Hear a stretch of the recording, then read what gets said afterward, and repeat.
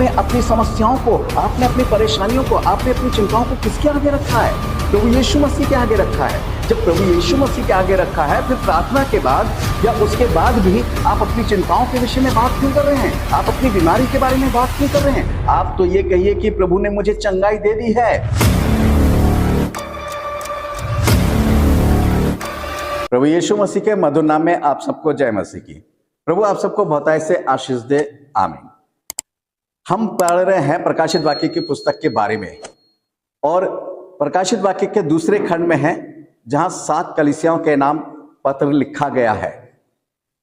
पिछले संदेश में हमने देखा था प्रकाशित वाक्य के 1 अध्याय के 4 पद में, जिसको हमने 2 भागों में बांटा था, और दूसरे भाग में हमने सीखा था एशिया के बारे में।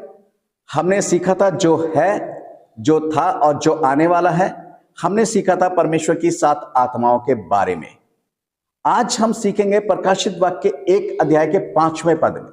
चलिए इस पद को पहले पढ़ लेते हैं, फिर उसके बारे में देखते हैं कि परमेश्वर का वचन क्या कहता है। यहां लिखा हुआ है प्रकाशित वाक्य 1 अध्याय उसका 5वां पद, और जो यीशु मसीह की ओर से जो विश्वास योग, साक्षी और मरे हुओं में से जी उठने वालों में पहलौठा और पृथ्वी के राजाओं का हकीम है, तुम्हें अनुग्रह और शांति मिलती रहे।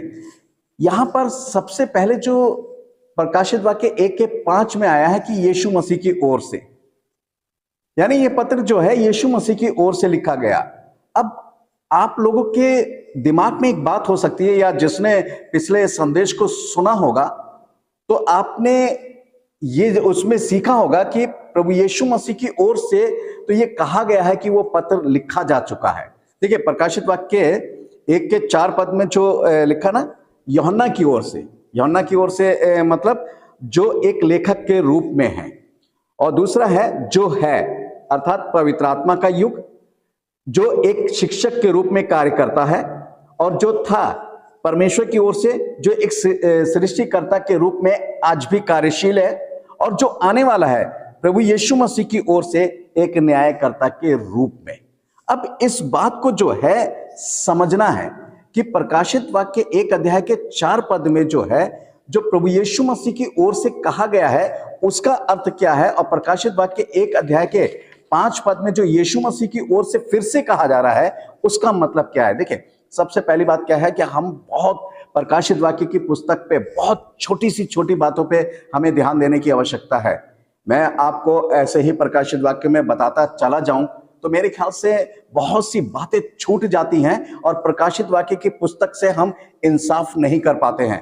मेरे प्यारे भाइयों बहनों, इसलिए मैं कोई जल्दीबाजी नहीं कर रहा हूं प्रकाशित वाक्य को की पुस्तक के बारे में बताने के लिए या सिखाने के लिए, क्योंकि ऐसा परमेश्वर का आत्मा अगुवाई नहीं करता है। मुझे नहीं कहता है कि मैं बहुत जल्दी या बहुत फास्ट तरीके से प्रकाशित वाक्य की पुस्तक को बताता चलूं।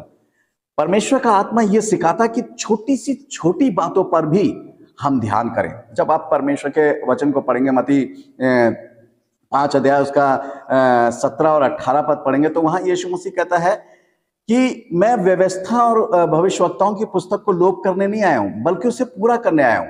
और वहां पर एक बात जो लिखी है जो मैं आपको बताना चाहता हूं कि जब तक व्यवस्था से एक मात्रा, एक बिंदु पूरा नहीं हो जाएगा, तब तक जो है आकाश पृथ्वी जो है टलेगा नहीं। इसका मतलब क्या है कि जब व्यवस्था के बारे में ये बात हो रही है, तो प्रकाशित वाक्य की पुस्तक जो अंत समय की पुस्तक है, और जो यीशु मसीह के दूसरे आगमन के बारे में बिल्कुल नजदीकी से हमें बताती है, तो उसके बारे में कितना हमें जानने की आवश्यकता है।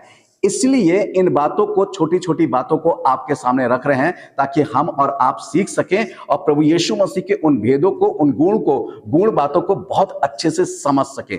क्या जो प्रकाशित वाक्य 1 अध्याय के 4 पद में जो लिखा हुआ है कि जो आने वाला है, जो आने वाले का मतलब अर्थात यीशु मसीह जो न्यायकर्ता के रूप में आने वाला है, नंबर 1 बात जो यीशु मसीह के दूसरे आगमन को दर्शाता है, और दूसरी चीज वो दुल्हे के रूप में आने वाला है कि अपनी दुल्हन को लेने आ रहा है। ये उसका जो है भविष्य के बारे में बातचीत है, जो प्रभु यीशु मसीह के पोस्ट को या प्रभु यीशु मसीह के हर चीज को दर्शाई जा रही है। परंतु यहाँ पर जो प्रकाशित वाक्य 1 अध्याय के 5 पद में जो लिखा हुआ है, यहाँ पर जो प्रभु यीशु मसीह की ओर से प्रभु यीशु मसीह की ओर से जो बात यहाँ पर कही गई है कि प्रभु यीशु मसीह की ओर से, यानी इस समय जो प्रभु यीशु मसीह की उपस्थिति है तीन चीजों में है। तीन बातें जो यहाँ पर हैं वो मैं आपको तीन बातें बताना चाहता हूं। सबसे पहली बात क्या है? विश्वास योग्य साक्षी। अब ये पत्र जो लिखा जा रहा है, किसकी ओर से लिखा जा रहा है? कि जो विश्वास योग्य साक्षी है, अर्थात यीशु मसीह के चरित्र के बारे में, कि आप उसके चरित्र को समझें कि वो विश्वास योग्य साक्षी है। जो कोई उस पर विश्वास करता है वो बहुत सही करता है उसके ऊपर विश्वास। उसने बहुत अच्छा निर्णय अपने जीवन में लिया है यीशु मसीह पर विश्वास रखने का।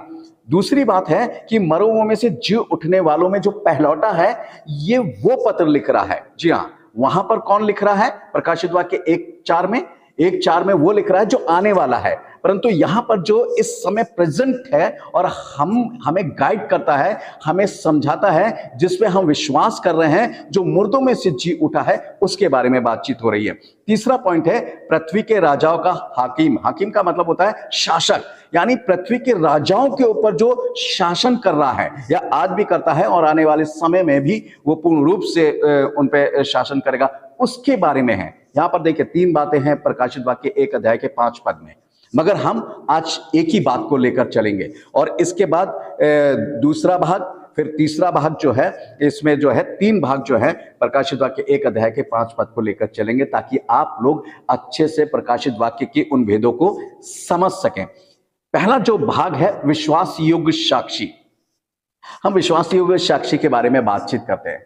प्रभु यीशु मसीह विश्वास योग्य साक्षी है और वो अपने बारे में, परमेश्वर का वचन यहाँ पर प्रभु यीशु मसीह के बारे में वर्णन कर रहा है। परंतु आज थोड़ी देर के लिए हम लोग अपने आप को भी उसमें रखते। बहुत से लोग कहते हैं कि हम प्रभु यीशु मसीह पर पूर्ण रूप से विश्वास करते हैं, हमारा विश्वास दृढ़ है और हम अपने विश्वास में अडिग हैं, हमारे विश्वास को कोई तहस नहस नहीं कर सकता है, हमारे विश्वास को कोई बदल नहीं सकता। देखिए बहुत अच्छी बात है अगर प्रभु यीशु मसीह में किसी का ऐसा विश्वास है।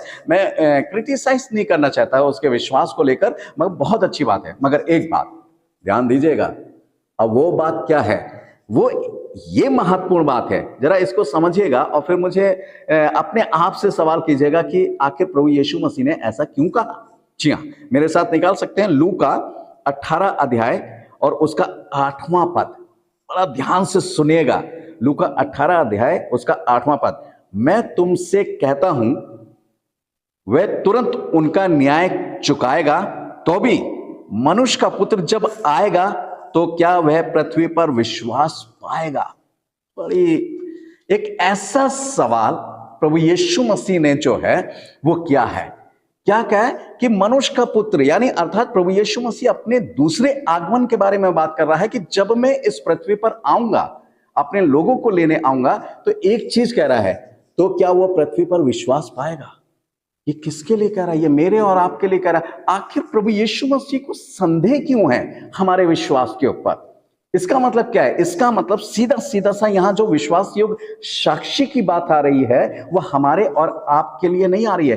कहीं ना कहीं प्रभु यीशु मसीह को हमारे और आपके विश्वास को लेकर संदेह होता है। देखिए संदेह कैसे होता है, मैं आपको बताना चाहता हूं, आप लोग माइंड मत करिएगा। बहुत से लोग प्रार्थना करते हैं। देखिए अब मैं संदेह की बात करूं, बहुत से लोग प्रार्थना करते हैं, अपने बीमारियों को यीशु मसीह के आगे रख देते हैं, अपने दुख और तकलीफों को यीशु मसीह के आगे रख देते हैं और कहते हैं प्रभु हम विश्वास करते हैं कि तू पूरा करता है। मान लीजिए सपोज कीजिए किसी बीमारी के लिए मैं प्रार्थना कर रहा हूं, किसी भी परिवार में पास्टर साहब प्रार्थना कीजिए, मैं प्रार्थना कर रहा हूं प्रभु यीशु मसीह इस बहन को या इस भाई को तेरे हाथ में रखता हूं और यीशु मसीह नासरी के नाम से इनको यीशु मसीह नासरी के नाम से तू चंगाई दे।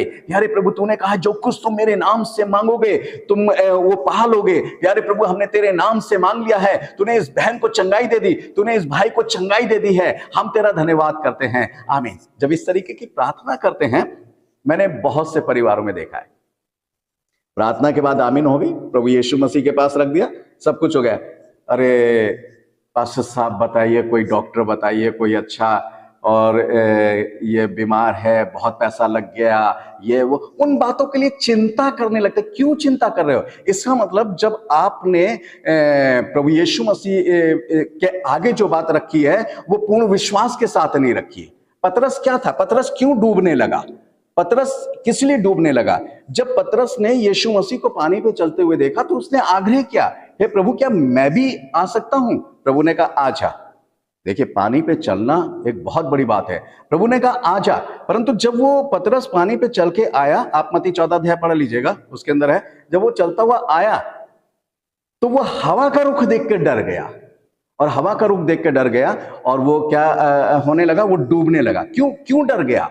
क्योंकि उसके मन में ये संदेह समाया, भाई सामने कौन है? कौन खड़ा है सामने तुम्हारे? प्रभु यीशु मसीह खड़ा है। आपने अपनी समस्याओं को, आपने अपनी परेशानियों को, आपने अपनी चिंताओं को किसके आगे रखा है? प्रभु यीशु मसीह के आगे रखा है। जब प्रभु यीशु मसीह के आगे रखा है, फिर प्रार्थना के बाद या उसके बाद भी आप अपनी चिंताओं के विषय में बात क्यों कर रहे हैं? आप अपनी बीमारी के बारे में बात क्यों कर रहे हैं? आप तो ये कहिए कि प्रभु ने मुझे चंगाई दे दी है, प्रभु, क्योंकि मैंने अपने जिस प्रभु से मांगा है वो चंगा करने वाला परमेश्वर है। मैंने अपनी चिंताएं प्रभु को सौंप दी है। वो कहता है, अपनी चिंताएं मुझे सौंप दो, तुम चिंता मत करो किसी बात की। और उसके बाद भी हम चिंता कर रहे हैं, तो हम कहां से विश्वास योग्य साक्षी हो जाएंगे? कैसे हमारा विश्वास बढ़ेगा? और यीशु मसीह यही चाहता है कि जैसे वो विश्वास योग्य साक्षी है, वैसे ही मैं और आप भी विश्वास योग्य साक्षी बने। यहां बहुत महत्वपूर्ण बात है। देखिए, सबसे बड़ी बात क्या है? वो विश्वास योग्य साक्षी कब तक रहा, ये समझने की बात है कि विश्वास योग्य साक्षी ऐसा नहीं है कि वो सिर्फ उसने जिया, जीवन जिया, और वो जब तक हमारे बीच में रहा वो विश्वास योग्य साक्षी रहा। यहां पर क्या लिखा हुआ है? फिलिपियों 2 अध्याय उसका 7 और 8 पद है, बड़ा ध्यान दीजिएगा। पहले मैं 7 पद पढ़ रहा हूं, फिलिपियों 2 का। वरन अपने आप को ऐसा शून्य कर दिया और दास का स्वरूप धारण किया और मनुष्य की समानता में हो गया। 8वां पद, और मनुष्य के रूप में प्रकट होकर अपने आप को दीन किया और यहां तक आज्ञाकारी रहा कि मृत्यु, हां, क्रूस की मृत्यु भी सह ली। अब यहां पर देखिए कुछ बातें हैं। पहला, शून्य, यानी ईश्वर होकर, सामर्थी होकर भी उसने अपने आप को कुछ नहीं समझा कि वो कुछ नहीं है। और दास, यानी परमेश्वर का पुत्र होकर भी दास, यानी क्या कहते हैं, नौकर का सा जीवन उसने जिया। मनुष्य, यानी जो परमेश्वर था वो मनुष्य रूप में प्रकट होकर आया। दीन, यानी वो दीन बना रहा, लोगों की बुराई का जवाब वो बुराई से नहीं देता था। और आज्ञाकारी, अपनी आखिरी सांस तक सिर्फ और सिर्फ परमेश्वर का आज्ञाकारी रहा। हम लोग क्या हैं? हम लोग चाहे वो पास्टर्स हो, चाहे कोई हो, हम लोग अपने आप को शून्य नहीं करते हैं। हम लोग समझते हैं कि हम कुछ हैं, हमारे अंदर कोई क्वालिटी है, हमारे अंदर कोई बात है। जरा सा हमें पोस्ट मिल जाए तो उसका पोस्ट का घमंड हो जाता है, जरा सा कुछ पैसा ज्यादा आ जाए तो उसका घमंड आ जाता है। हम अपने आप को पता नहीं बहुत कुछ समझने लगते हैं। देखिए, अगर हम प्रभु यीशु मसीह के एक विश्वास योग्य साक्षी में सम्मिलित होना चाहते हैं, क्योंकि देखिए, हम प्रभु यीशु मसीह के भाई हैं, बिल्कुल सही बात है। और जब प्रभु यीशु मसीह के भाई हैं, प्रभु यीशु मसीह की दुल्हन में शामिल होते हैं, तो प्रभु यीशु मसीह की दुल्हन को उसके समान विश्वास योग्य साक्षी बनना जरूरी है। और यदि नहीं बनते हैं तो ये समझ लीजिए कि हम उस दुल्हन में सम्मिलित नहीं है, हम प्रभु के प्रजा में सम्मिलित नहीं है, हम प्रभु के राज के भागीदार नहीं है। इसलिए सबसे पहले जब हमारे प्रभु यीशु मसीह ने, जो स्वर्ग और पृथ्वी का सृष्टि करता है, जो राजाओं का राजा और प्रभुओं का प्रभु है, जब उसने अपने आप को शून्य कर लिया, उसने अपने आप को दीन बना लिया, वो नम्र हो गया, वो झुक गया, और गाली का जवाब गाली से नहीं, बुराई का जवाब बुराई से नहीं देता था, तो हमें भी ऐसे जब हम अपने आप को शून्य कर लेते हैं, जब हम अपने आप को दीन और नम्र कर लेते हैं, जब हम बुराई का बदला बुराई से नहीं लेते हैं, तो हम विश्वास योग्य साक्षी होते हैं। और जब हम विश्वास योग्य साक्षी, ये क्वालिटी, ये बातें हमारे अंदर आ जाती हैं, उसके बाद जब हम अपनी प्रॉब्लम्स या अपनी समस्याएं या अपनी बीमारी यीशु मसीह के आगे रखते हैं और फिर प्रार्थना करते हैं, तो वह हमारी सुन लेता है। क्यों सुन लेता है? क्योंकि अब हमारे अंदर संदेह वाली बात नहीं रही है। अब हम उस अंधकार में डूबते नहीं हैं, उन बीमारियों में नहीं डूबते, उस कर्ज में नहीं डूबते जैसे पतरस डूबने लगा था। ऐसे ही हम अपनी बीमारी, अपने कर्ज में, अपने और अंधकार में या शैतान की शक्तियों में और उस अंधकार में डूबते नहीं है। क्योंकि क्या होता है, हम वैसे ही प्रभु के समान, जैसे प्रभु पानी पे चलता हुआ है ना, ऐसे ही हम भी अपने ऊपर ही ऊपर अपनी बुराइयों पर, अपनी चिंताओं पर चलते हुए पार कर जाते हैं। क्यों? क्योंकि हम प्रभु यीशु मसीह के विश्वास योग्य साक्षी बन जाते हैं। और यहाँ जो है प्रभु यीशु मसीह का विश्वास योग्य साक्षी का प्रगटीकरण जो है वो दिखाया जा रहा है। आप जानते हैं कुलुसियों 1 अध्याय उसका जब 15वां पद पढ़ेंगे, ध्यान दीजिएगा कि प्रभु यीशु मसीह क्या था। और हम अपने आप को क्या समझ रहे हैं, और वो अपने आप को कुछ नहीं समझ रहा। सुनिए था, मैं आपको ये पॉइंट जरूर बताना चाहूंगा। कुलुसियों 1:15, वह तो आदर्श है, परमेश्वर का प्रतिरूप और सारी सृष्टि में पहलौठा था। देखिए वो क्या था, आदर्श है, जो परमेश्वर दिखाई नहीं देता है, जिससे परमेश्वर को जिसने कभी भी नहीं देखा, उस परमेश्वर का प्रतिरूप था, उस परमेश्वर का रूप था। देखिए वो रूप छोड़कर वो स्वर्गीय सिंहासन को त्याग कर क्या था, वो इस पृथ्वी पर आया और उसने अपने आप को कुछ नहीं समझा, जबकि वो तो बहुत कुछ था। वो तो बहुत बड़ा इंसानी रूप में बहुत बड़ा व्यक्ति था। ईश्वरीय रूप में वो तो बहुत ही बड़ा है कि सारी सृष्टि का मालिक वो है। सारी सृष्टि का मालिक होने के बाद भी उसके अंदर घमंड नहीं, मगर हमारे अंदर जरा सी बात पे घमंड आ जाता है। आज हमारे पास 4 व्हीलर आ जाए तो घमंड आ जाएगा, हमारे पास मोटरसाइकिल अच्छी वाली आ जाए तो घमंड आ जाएगा, जरा सा हमारी हेल्थ अच्छी हो जाए तो घमंड आ जाएगा, हम खूबसूरत दिखने लगते हैं तो हमें घमंड आ जाता है, और हम कुछ पोस्ट मिल जाती है तो हमें घमंड आ जाता है। जरा जरा सी बातों पे घमंड आ जाता है और हम अपने आप को पता नहीं क्या समझने लगते हैं। पृथ्वी से 2 फुट ऊंचा चलने लगते हैं, फिर हमारे पैर जो हैं जमीन पे नहीं टिकते हैं। और यही कारण होता है कि हम प्रभु यीशु मसीह से और प्रभु यीशु मसीह की बातों से बहुत दूर हो जाते हैं। और फिर क्या करते हैं, जब हमारी समस्याएं हल नहीं होती है तो हम दोष फिर प्रभु यीशु मसीह को देने लगते हैं। यार हमारी प्रार्थना नहीं सुनता है, इतनी प्रार्थना कर रहे हैं, ये है वो है, फलाना है ढिमाका, बहुत सी बातें कहने लगते हैं। और यहां पर हम पूरी तरीके से गलत होते हैं। क्या लिखा है, केवल परमेश्वर सब बातों में क्या है, विश्वास योग्य साक्षी है। देखिए परमेश्वर के बारे में एक बात कही गई है कि वो विश्वास योग्य क्या है, विश्वास योग्य साक्षी है। यहां लिखा है यिर्मयाह 42:5, तब उन्होंने यिर्मयाह से कहा, यदि तेरा परमेश्वर यहोवा तेरे द्वारा हमारे पास कोई वचन पहुंचाए और हम उसके अनुसार ना करें तो यहोवा हमारे बीच में सच्चा और विश्वास योग्य साक्षी ठहरे।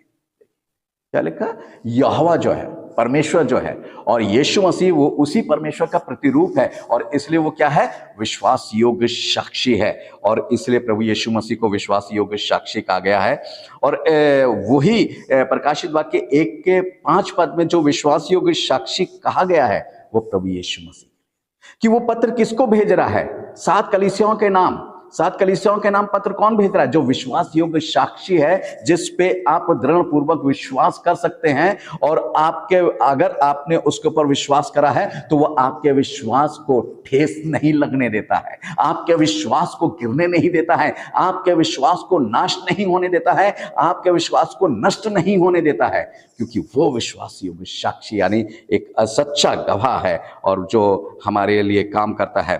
फिर लिखा है ना, जब आप फिलिपियों 2 उसका 5 पद पढ़ेंगे, वहां लिखा हुआ है कि जैसा यीशु मसीह का स्वभाव था। फिलिपियों 2:5 पढ़ लीजिएगा कि जैसा यीशु मसीह का स्वभाव था वैसे ही तुम्हारा भी स्वभाव होना चाहिए।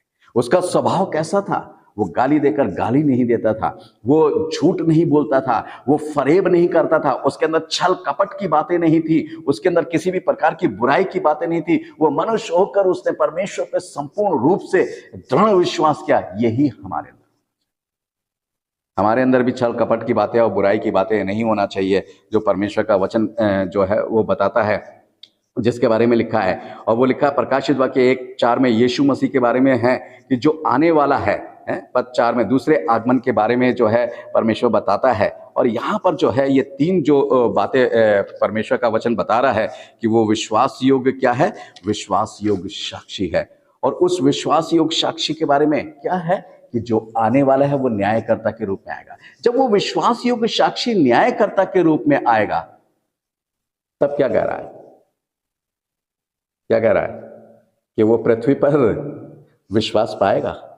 क्या हमारे अंदर वो विश्वास पाएगा, क्या हमारे अंदर वो है? आखिर यीशु मसीह को ये संदेह हो क्यों रहा है, क्यों उसने ये संदेह किया?